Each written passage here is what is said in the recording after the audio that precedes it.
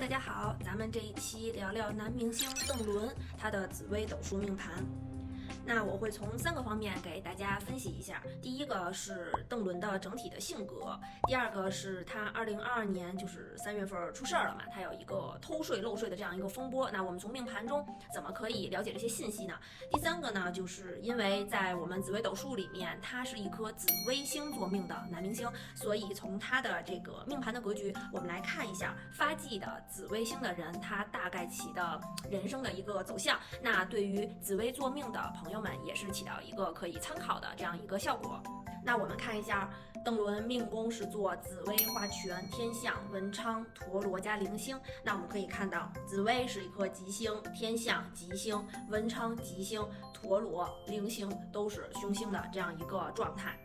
那我们先说他的紫微和天相。那紫微斗数里面命宫做紫微星的人，他其实会带有帝王的感觉。那邓伦的这个紫微星的状态又是一个化权的状态，那么就可以知道他这个人，那对于人际关系上面的操控啊，以及作为一个君王啊、一个帝王、一个尊星的这个心态，大家先了解他整体的性格。那他其实是有一点瞅不上其他人的。那紫微星的人都带着这种性格在。那天相的呢，又是很务实、很扎实的，所以紫相的人整体来说是一个既务实又愿意做主导的这样一个性格。那么他的命宫其实有一个特殊的格局啊，就是我们学习当中的一个知识点啊，叫昌铃陀武。那他的命宫里正好做了文昌、陀罗加铃星，那么他的财、迁、官3方里面碰到了武曲，并且武曲化了忌，所以他是一个非常非常明确的昌铃陀武格局已经成格了。那在紫微斗数全书上说啊，就我们的古书上讲，昌铃陀武限制投合。那限制投合是什么意思啊？就是说一个人他没有任何的路可以走通了，他把所有可以试的都试过了之后，最后没有办法，只有投河自尽了。大家想啊，古人用这种很简单的4个字，其实能说明走到这个格局的人他的一个心态上，包括一种绝望吧，大家可以理解一下。那我们看邓伦一个做紫相再加昌铃陀武在命宫的这个性格，其实是一个很暴躁的人。那我们看，其实邓伦整个的财帛、迁移跟官禄都非常非常的强啊。那他的财帛宫做了最大的一颗财星武曲，那同样啊，主库的天府也在。说简单一点，这个人又能挣又能存，那财帛宫的状态真的是非常非常的好。那他的官禄宫做了官禄主廉贞，带右弼带火星，也是很强的一个格局。但是呢，他的财帛宫的武曲化了忌，这样让他命宫的这个无路可走的状态啊，就进行了一个加重。但我们看，对于邓伦来说，他最注重的是什么呢？那我们说可以看他的身宫，他的身宫在命宫，那这也是之前做的2期里面的男明星没有的情况啊。那身命同宫的人会更加的自我，那说的稍微难听一点啊，那他其实是一个非常非常自私的人，他认为很多事情我都是对的，再加上他本身紫相的性格会更加加重。他固执，他认为自己什么事情我要做主，并且我很认同我的东西的这种性格。那生命的人其实是我认为最不好啃的骨头，就是他们真的超级固执，你想说服他呀或者什么，那基本就是不太可能的事情。那我们看他这个2022年出事情的这个从盘上我们能印证出来吗？那首先我们先看他的性格，那紫相的人其实是愿意多条腿走路的，因为带了天相，天相说我们有这个复印的特质，并且有很多的这种表现。那其实邓伦除了说演戏啊、唱歌啊，在演艺圈之外，其实他还有跟着朋友一起，比如投资做火锅店呀。那其实这一次的风波导致他的很多副业的东西也受到了牵连。那我们来看一下这个人的财帛武曲化忌了。那怎么讲？就是财星化忌的话，那在钱上还是很注重它，并且呢，我觉得他这次就是偷税漏税真的是因为这个人很抠门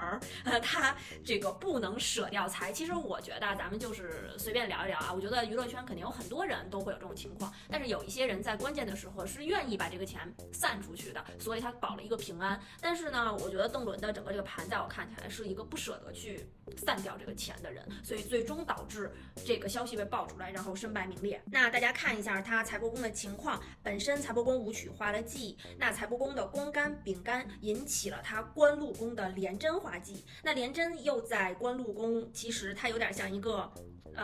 反弹球，因为它官禄宫廉贞的宫干是人干，人干又引起武曲化忌。大家想一下，就像一个小球弹来弹去，弹来弹去，就是钱引起工作化忌，工作引起钱化忌，钱引起工作化忌，工作引起钱化忌，然后这样周而复始，周而复始的。那我们看一下，它是被爆出来2022年的3月出的事情，那么就是阴历的2月份。我们看一下它2022年的流年怎么走的啊？2022年走的廉贞右弼带火星，那它官禄的宫干人干引起了它本命的财帛宫的武曲化忌。那本来这个位置武曲就化忌，这是一个忌了，然后官禄引起了他的财帛化忌2个忌。2022年是他的流年，流年又引起了他的这个武曲化忌，这是3个忌，再加上2022年这个整个年份也是引起武曲化忌，所以还是这个情况，他的财帛就出现了比较严重的问题，并且从他的财帛宫出发，他的3方正好形成了昌陵驼武这个格局。那大家看一下啊，他的这个状态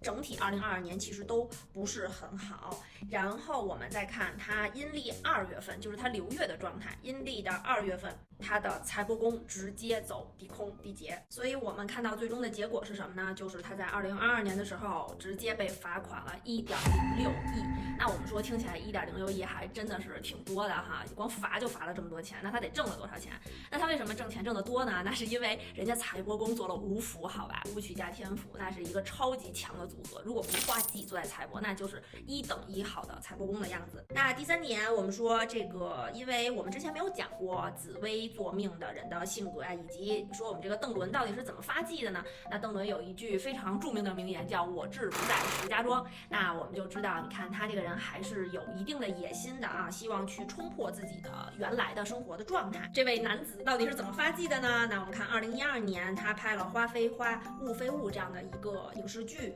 那当时他的状态是官禄走了贪狼，那贪狼的情况下，对宫是做了火星，那形成了我们紫微斗数里的又一个非常好的格局，叫火贪格，就是火星加上贪狼。那这一年他爆发了他的工作运，所以呢，他在这一年算是一个非常好的一个成绩，然后在娱乐圈里面就算火起来的。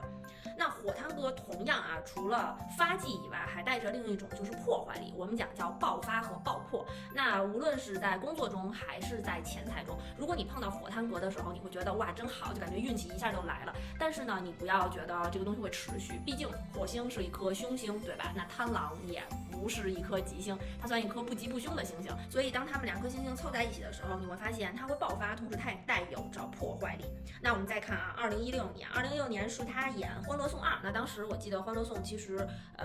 受众群体还是非常的广的。那他在一个很火的情况下去参演了这部剧，那他流年的时候，就是2016年的流年，正好走了贪狼。那他走了贪狼之后，对宫依旧是火星，所以他12年、16年都是因为火贪而爆发了。那为什么说他这个2022年其实也是走火贪这个格局？那2022年的时候，是因为他的火星旁边的廉贞出了问题。那火星呢，它会跟着它旁边的主星有一个随时随地的变化。那它廉贞一旦出现了问题，火星的这种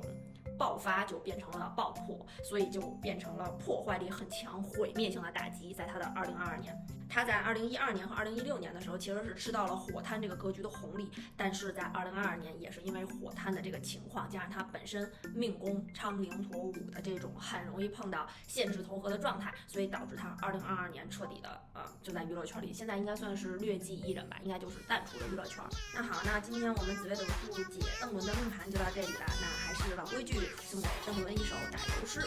一亿罚款是一轮，只重钱财不重人。我志不在石家庄，重回故土无风光。